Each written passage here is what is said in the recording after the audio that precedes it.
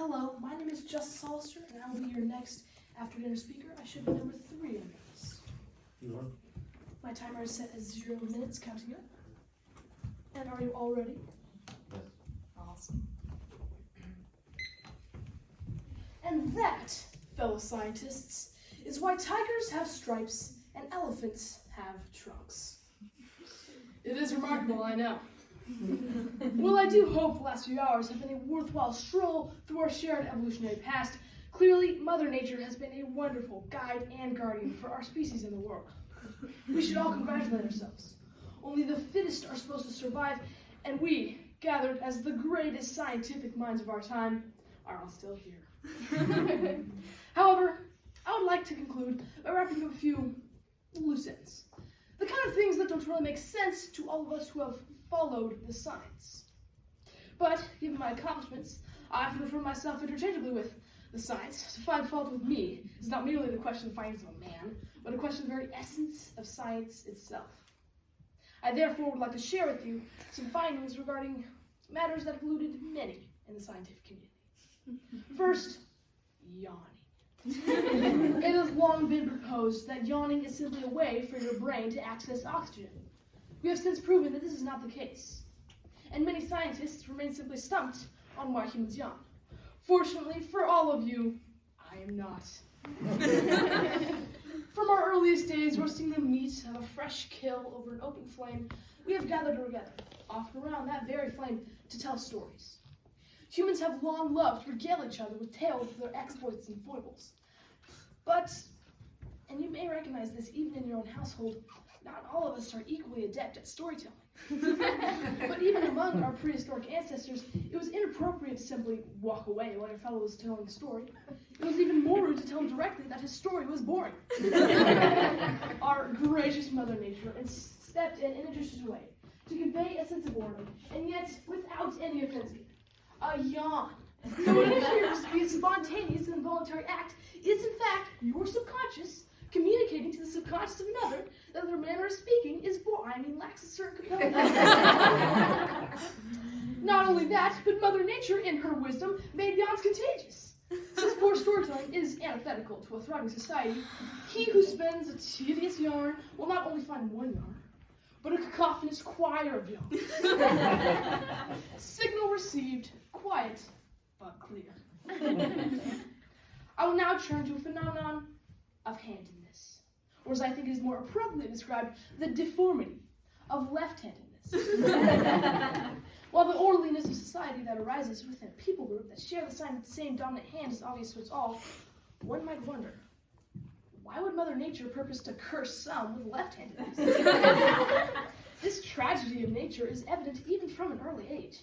Simply to watch a wrong-handed kindergartner struggle with a pair of scissors is a prime example, as is the smeared ink on the writing assignment of such a deviant youth. Have you ever shared a table with a wrong-handed member of society? Then you know the constant jostle and struggle that persists as their left elbow competes for space at the table with your own proper elbow.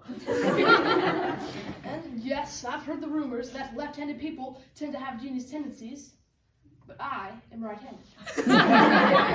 And my accomplishments and staggering intellect entirely and scientifically disprove such a notion. Wrong-handedness is something we as a society must endeavor to endure until science comes up with a cure.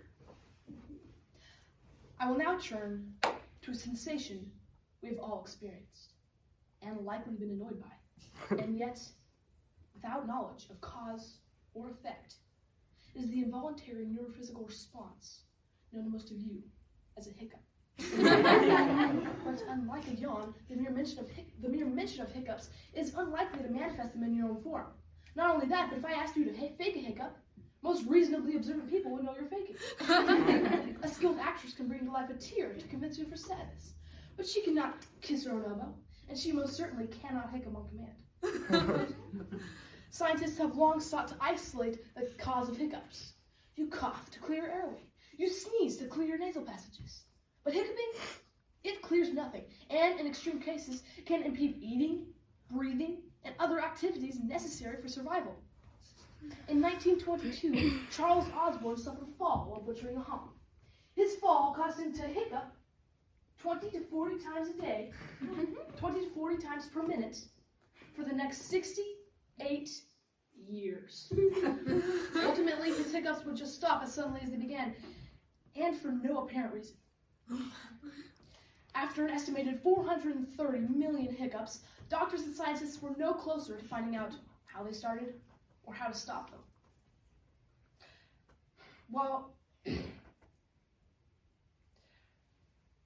I'm sure you've personally tried many of the non-scientific cures circulating in common parlance, have you ever wrapped your mouth around the opposite end of a cup and lowered your head between your knees in an effort to drink upside down?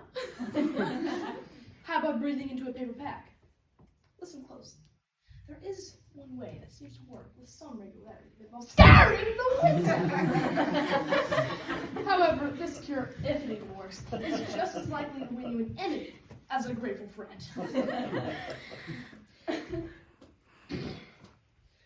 During one point in his affliction, doctors at the Mayo Clinic managed to suppress Mr. Osborne's hiccups by making him breathe in a combination of carbon monoxide and oxygen.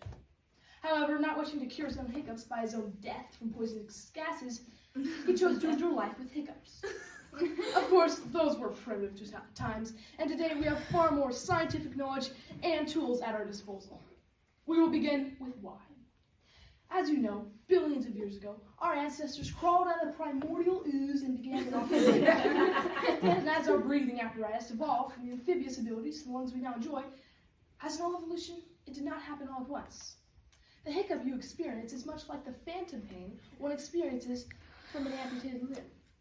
It is your human self subconsciously remembering your fish self and longing for a time when humans breathed air instead of water. Your diaphragm pulls back, your vocal cords close, but the breath of water never comes. Instead, you're replaced by a sad. If you haven't guessed already, the cure is obvious. Drink water. Satisfy your inner fish self and drink water. And though I can't stipulate as to how long it may take for an individual case of hiccups, I've never heard of a single case of hiccups, the cessation of which was not preceded by imbibing liquid of some form. In fact, I have a $10,000 wager outstanding for the scientific community for anyone to prove a single instance in which drinking water did not ultimately result in the cessation of hiccups. I am still waiting to be proven wrong. Of course, all these explanations are available to anyone who properly follows the science. Remembering a few simple truths can help the enlightened human in understanding the world around.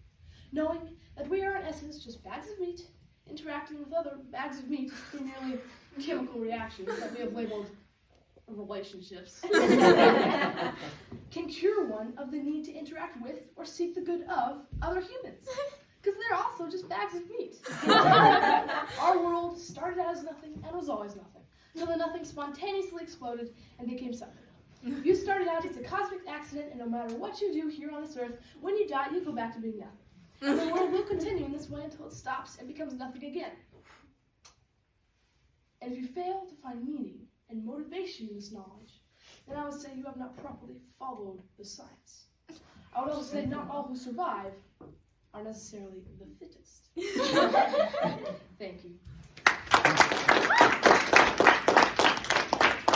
Our time is 8 minutes and 35 seconds. 8:35, thank you.